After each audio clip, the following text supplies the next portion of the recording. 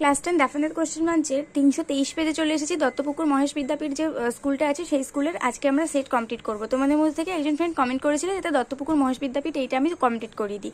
তো যারা চ্যানেলে নতুন, চ্যানেলটিকে সাবস্ক্রাইব করে পাশে থাকা বেল আইকন প্রেস করে দিও আর অল বাটন অন করে দাও যাতে আমি ভিডিও আপলোড করার সাথে সাথে তোমাদের কাছে নোটিফিকেশন চলে যায়। তো চলো বেশি সময় নষ্ট না করে আমরা ভিডিও শুরু করি। তবে তার আগে তোমরা যদি আমাদের চ্যানেলে নতুন হও তাহলে আমাদের হোম চ্যানেলে দেখো ফিচার্ড চ্যানেল আছে আর্টিফিশিয়াল একাডেমি। তো সেটাতে আমি মাঝে মাঝেই প্রবন্ধ রচনা এবং ইংলিশ রাইটিং আর বিভিন্ন চাকরির পরীক্ষার গুরুত্বপূর্ণ প্রশ্ন আর পার্টিকুলার গ্রামার ভিডিও দিয়ে থাকি। তো তোমরা চাইলে সেই চ্যানেলটাকে সাবস্ক্রাইব করে দিতে পারো। আর্টিফিশিয়াল একাডেমি বলে হোম পেজেই ফিচার্ড চ্যানেলে আছে। তো চলো এবার আমরা ভিডিও শুরু করি। ফার্স্টে আমাদের এখানে এমসিকিউ আছে। আমাদের এটা আবার রানঅ্যাওয়ে গাইড থেকে দেওয়া হয়েছে। Running pirate caves is difficult, এটা হবে with only 2, option B. For the narrator to have family relations would be cheerful, option C. Father looked sorrowful when Claude, এটা আমরা খাতায় লিখে নিয়েছি কারণ এখানে শূন্যস্থানে যথেষ্ট জায়গা ছিল না। Father looked sorrowful when Claude and the narrator asked him why they had not any relationship. As soon as spring comes, যখনই বসন্ত আসতো, the narrator came back to their dear island with Claude and her father. এরপর দুটো question আছে। why did Claude and the narrator feel puzzled? কেন তারা puzzle feel করতো? তাহলে in the story our runaway guide written by Lucy Maud Montgomery, Claude and the narrator had no relations except their father. This puzzled Claude and the narrator. তার বাবা ছাড়া তাদের আর কোনো সম্পর্ক ছিল না, এটাই তাদেরকে ভাবাতো বা স্তম্ভিত করতো। What did not the Claude and the narrator understand? Claude এবং narrator কি বুঝতে পারেনি? তো কি হবে answer? In the story our runaway guide written by Lucy Maud Montgomery, Claude and the narrator asked their father why they had not any relations except him. Father replied that it had been all his fault. Claude and the narrator did not understand the matter. তো যখন তারা তার বাবাকে জিজ্ঞাসা করেছিল কেন সে ছাড়া তাদের আর কোনো সম্পর্ক নেই, তখন বাবা বলেছিল যে এই সবটাই আমার দোষ। তো এই ব্যাপারটাই তারা বুঝতে পারেনি। এরপর আমরা পরের পেজে চলে যাব। এখানে আমাদের দ্য স্নেল থেকে প্যাসেজ তুলে দেওয়া আছে।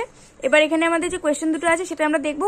হু is he refer to in the above lines? এই লাইনগুলোতে হি বলতে কাকে রেফার করা হয়েছে? তো এখানে আমরা লিখে নেব in the poem the snail written by William Cowper, here he is refer to the snail. স্নেলকে রেফার করা হয়েছে। When does he hide in his house? কখন সে তার ঘরের মধ্যে লুকিয়ে পড়ে? তাহলে in the poem the snail written by William Cowper, when danger imminent betides of storm or other harm besides of weather, the snail hides in his house. এরপর true false আছে। He became pleased if we touch his horns, এটা false হবে কারণ এখানে বলেছে যে তার সুরে টাচ করলে সে খুবই আনন্দিত হয়, কিন্তু সে তো অত্যন্ত বিরক্ত হয়। আর তার সাপোর্টিং স্টেটমেন্ট এইটা হবে give but his horns the slightest touch, his self correcting power is such he shrinks into his house with much displeasure. এবার আছে he lives in his house with his family, সে তার বাড়ির মধ্যে তার পরিবারের সাথে বসবাস করে, এটাও ফলস কারণ এখানে আমরা দেখেছি wherever he dwells alone except himself has chattels none, সে যেখানেই বাস করে না কেন সে একা একা বাস করে, সে নিজে ছাড়া তার আর কোনো সম্পত্তি নেই, একা একা বাস করে। তো তারপরে আমাদের একটা আনসিন আছে। আনসিনটা খুবই সহজ। ইংলিশ ভাষা আমাদের জন্য শেখা কতটা জরুরি, কতটা গুরুত্বপূর্ণ সেটা আমাদের এখানে এই আনসিনের মাধ্যমে বোঝানো হয়েছে। ইংলিশ এখন একটা গ্লোবাল ল্যাঙ্গুয়েজে পরিণত হয়েছে। তুমি যেখানেই যাও না কেন ইংলিশ তুমি যদি না জানো বা ইংলিশে তুমি যদি কথা বলতে না পারো তাহলে কিন্তু তুমি নিজের ভাব প্রকাশ করতে অসমর্থ হবে। ইংলিশটা তোমাকে জানতেই হবে কারণ this is a global language, তার জন্য এটা তো তোমাকে যথেষ্ট এফিসিয়েন্ট হতেই হবে। তো এখানে ইংলিশ দেখো আমাদের বিজনেস স্টাডির ব্যাপারে বা প্রফেশনাল দিকে কমিউনিকেশনের জন্য খুব দরকার ইংলিশটা, তার জন্য সবাই আজকে থেকে ইংলিশটা একটু একটু করে শেখা শুরু করে দাও। তো আনসিনের মধ্যে আমাদের কোথায় আনসার আছে সেটা আমি আন্ডারলাইন করে দিয়েছি। The language which has emerged as the only global language is, যে ল্যাঙ্গুয়েজটাকে গ্লোবাল ল্যাঙ্গুয়েজ হিসেবে স্বীকৃতি দেওয়া হয়েছে সেটা হচ্ছে English, option C.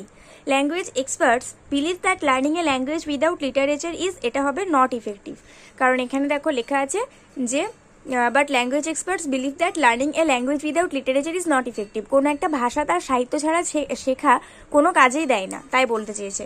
The business of communicative English emphasis is on, এটা হবে স্পোকেন ল্যাঙ্গুয়েজ। এখানে দেখো লেখা আছে English focuses on the spoken communication in English focuses on the spoken language. An important element in business for communication in English focus on spoken language, তার জন্য এখানে spoken language হবে।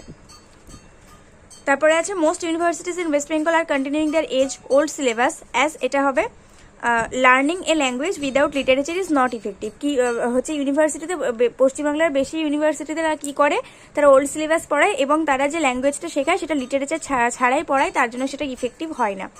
এরপর ট্রু ফলস আছে, প্রথমটা ট্রু হবে কারণ এখানে বলেছে most of the Indian universities have introduced communicative English at the undergraduate level. এখানে সত্যি এটা আছে, দেখো যে that is why most universities in West Bengal are continuing with their age old English syllabus with the focus on literature. ও এটা নয়, এটা আমাদের সাপোর্টিং স্টেটমেন্ট নয়, আমাদের সাপোর্টিং স্টেটমেন্ট হবে এইটা, a few Indian universities have introduced communicative English at the undergraduate level. তো এটা হবে সাপোর্টিং স্টেটমেন্ট। তারপর আছে English has gained more importance than any other language in the world. এটা ট্রু হবে কারণ এখানে দেখো লেখা আছে English has emerged as a global language now A days, তাহলে অন্যান্য ভাষা থেকে এটা বেশি গুরুত্ব অর্জন করে নিয়েছে, তার জন্য এখান থেকে এতটুকু হবে সাপোর্টিং স্টেটমেন্ট। তারপরে আছে why is there a craze for learning English, English শেখার জন্য কেন একটা পাগলামি আছে সবার মধ্যে। তো প্রথমে আমরা লিখে নেবো according to the given passage there is a craze for learning English, এরকম লিখে নেবো according to the given passage there is a craze for learning English, দিয়ে একটা অ্যাজ দেব, যেহেতু according to the given passage there is a craze for learning English as it is now felt that learning English is essential for professionals to survive the national and international competitions. It is also being felt that to speak or write English is not essential to study the works of Shakespeare, Milton or Wordsworth. An important element in business for communication in English focuses on the spoken language. ঠিক আছে, একদম এই পর্যন্ত, এখান থেকে এই পর্যন্ত আমাদের ওই অ্যাজের পর থেকে এখান থেকে এই পর্যন্ত লিখে দিতে হবে, তাহলেই আমাদের এটা আনসার হয়ে যাবে। এবার আমরা গ্রামার দেখব। প্রথমে আর্টিকেল প্রিপোজিশনে আছে give me some time to read the chapter of the book, আমাকে আরও সময় দাও বইয়ের এই চ্যাপ্টারটা পড়ার জন্য, তার জন্য টু দ্য আর অফ হবে। এবার ডু আস ডাইরেক্টেডে আছে দ্য লিটল গার্ল, ন্যারেশন চেঞ্জে আছে the little girl said which way should I go, little girl জিজ্ঞাসা করছে আমার কোন পথে যাওয়া উচিত, তাহলে the little girl asked which way she should go. এখানে একটু ভুল হয়ে গিয়েছিল, শি এর সাথে তো শুড বসে না, শি এর সাথে উড বসে, তার জন্য শি উড গো হবে। The little girl asked which way she would go. We are staying in this hotel tonight, তো এটা নেগেটিভ করলে কি হবে, আমরা আজকে রাতে এই হোটেলে থাকছি, তাহলে কি আমরা আজকে রাতে এই হোটেল ছাড়ছি না, we are not leaving this hotel tonight. Why did Anamika miss the bus, কেন অনামিকা বাস মিস করেছে, তাহলে ভয়েস চেঞ্জ করলে কি হবে, why was the bus missed by Anamika. যদি এটাকে আমি একটু ভেঙে তোমাদেরকে দেখাই তাহলে তোমরা বুঝতে পারবে যে কেন ওই অ্যান্সারটা হবে।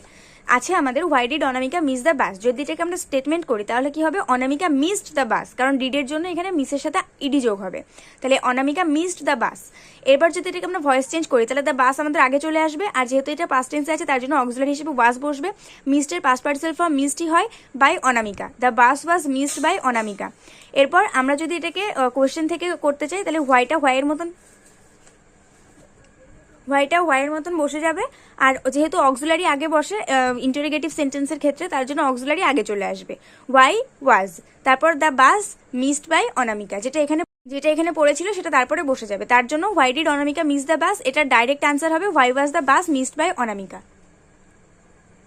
তারপর আছে a friend in need is a friend in deed, যে দরকারের সময় যে বন্ধু থাকে সেই হচ্ছে আসল বন্ধু। কমপ্লেক্স সেন্টেন্স করলে কি হবে, a friend who in need is a friend in deed, ঠিক আছে, a friend who in need is a friend in deed. তারপর আছে it is easy to please Rajshekhar, রাজশেখরকে আনন্দিত করা খুবই সহজ, তাহলে অ্যাডভার্ব করলে কি হবে, রাজশেখর ইজ ইজিলি প্লিজড, রাজশেখরকে আনন্দিত করা যায় সহজেই।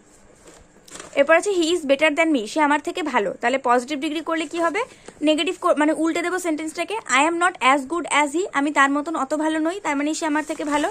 এরপর আছে দে এগ্রি টু মাই প্ল্যান, তারা আমার প্ল্যানে রাজি, তাহলে ভয়েস চেঞ্জ করলে কি হবে, my plan was agree to with them, by কিন্তু হয় না, ঠিক আছে, এগ্রি হচ্ছে এমনই একটা ভার্ব যার সাথে বাই হয় না, তার সাথে উইথ হয়, তার জন্য হবে my plan was agree to with them, by them হবে না। এরপর রাইটিং স্কিল আছে, দেখো এখানে বলেছে তো একটা জায়গাতে ওয়ার্ল্ড এনভায়রনমেন্ট ডে পালন করা হয়েছে, সেই সেলিব্রেশন নিয়ে একটা নিউজ পেপার রিপোর্ট তোমাদেরকে লিখতে হবে।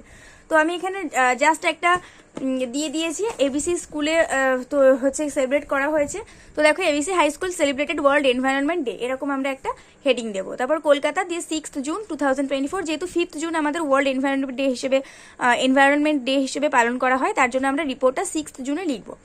ABC High School organized World Environment Day celebrations on 5th June 2024. এখানে লিখেছি যে 2024 সালের 5ই জুন এবিসি হাই স্কুল একটা ওয়ার্ল্ড এনভায়রনমেন্ট ডে, বিশ্ব পরিবেশ দিবস পালন করার জন্য তারা মানে গুছিয়েছিল বা তারা আয়োজন করেছিল। The headmaster and the assistant headmaster of the school along with the other faculty members participated in the programme in full spirit. স্কুলের প্রধান শিক্ষক এবং সহপ্রধান শিক্ষক আর তার সাথে অন্যান্য সদস্যরাও এই প্রোগ্রামটিতে একদম খুব সুন্দর স্পিরিটের সাথে আগ্রহের সাথে অংশগ্রহণ করেছিল। The aim behind organizing the environment day was to create awareness among people about the importance of keeping the environment clean as well as saving it. এই বিশ্ব পরিবেশ দিবস আয়োজন করার পেছনে আসল লক্ষ্য ছিল মানুষের মধ্যে, জনতার মধ্যে একটা সচেতনতা তৈরি করা, পরিবেশকে স্বচ্ছ রাখার পাশাপাশি তাকে সংরক্ষণ করার যে গুরুত্বটা রয়েছে সেটা সম্পর্কে অবহিত করার জন্য এটা আয়োজন করা হয়েছে। অ্যান্ড ফর দিস পারপাস, এবং এই উদ্দেশ্যে the school administration had decided to conduct a planned 100 trees drive. স্কুলের যে কর্তৃপক্ষ তিনি ঠিক করেছিলেন যে একটা 100 গাছ লাগানোর একটা আচরণ করবেন বা একটা ব্যাপার করবেন, অনুষ্ঠান করবেন। The district magistrate was invited as the chief guest for the event. District magistrate এই ইভেন্টের জন্য স্পেশাল গেস্ট হিসেবে বা প্রধান অতিথি হিসেবে আমন্ত্রিত হয়েছিলেন। He along with the headmaster of the school planted 9 trees in the school premises. তিনি হেডমাস্টারের সাথে স্কুল প্রাঙ্গণে 9টা মতন গাছ লাগিয়েছিলেন। The students of class 11 and 12 are given 1 tree each to plant in the school garden. 11 এবং 12 স্টুডেন্টদেরকে সবাইকে একটা করে গাছ দেওয়া হয়েছিল স্কুলের গার্ডেনে লাগানোর জন্য। The students along with the teachers planted various trees including শাল, মেহগনি অ্যান্ড ইউক্যালিপটাস। স্টুডেন্টরা টিচারদের সাথে শাল, মেহগনি এবং ইউক্যালিপটাসের মতো অনেকগুলো গাছ লাগিয়েছিল। Junior students made posters, banners and pamphlets on the theme of environment day. Junior student যারা ছিল তারা পোস্টার বানিয়েছিল, ব্যানার বানিয়েছিল এবং অনেক প্যাম্পলেটস বানিয়েছিল এই বিশ্ব পরিবেশ দিবসের উপর যে একটা থিম দেওয়া হয়েছিল তাই নিয়ে। The three best posters were selected and kept in the school board for the year. 3টে সব থেকে যে সেরা পোস্টার্স হয়েছিল সেগুলোকে নির্বাচন করে এই বছরের মতো স্কুল বোর্ডে টাঙানো হয়েছিল। After that the district magistrate gave a short speech. এরপরে ডিস্ট্রিক্ট ম্যাজিস্ট্রেট একটা ছোট বক্তৃতা দিয়েছিলেন on how the environment helps us in our daily life. কিভাবে পরিবেশ আমাদের প্রতিনিয়ত জীবনে হেল্প করে যাচ্ছে, and why we should all work together to protect the environment, এবং কেন আমাদের পরিবেশকে বাঁচানোর জন্য আমাদের সবাইকে একসাথে কাজ করতে হবে। ফাইনালি অবশেষে the headmaster thanked everyone. Headmaster সবাইকে ধন্যবাদ জানিয়েছিলেন ফর দেয়ার প্রেজেন্স, তাদের উপস্থিতির জন্য, and concluded the day's programme, এবং ওই দিনের প্রোগ্রামের ইতি টেনেছিলেন। তো এই হচ্ছে আমাদের রিপোর্ট রাইটিং, যেটা এনভায়রনমেন্ট ডে ও সেলিব্রেশন উপলক্ষে আমি লিখে দিয়েছি। আশা করছি এটা তোমাদের কাছে অনেকটা উপকারী হয়ে উঠবে। তো যারা ভিডিওটা শেষ পর্যন্ত দেখলে অবশ্যই একটা করে লাইক করে দিয়ে বন্ধুদের সঙ্গে অনেক অনেক শেয়ার করে দাও। নেক্সট ভিডিওতে দেখা হবে, ততক্ষণ পর্যন্ত সবাই ভালো থাকো, সুস্থ থাকো, মন দিয়ে পড়াশোনা করতে থাকো। আর অন্য কিছু লাগলে অবশ্যই কমেন্টে জানিও।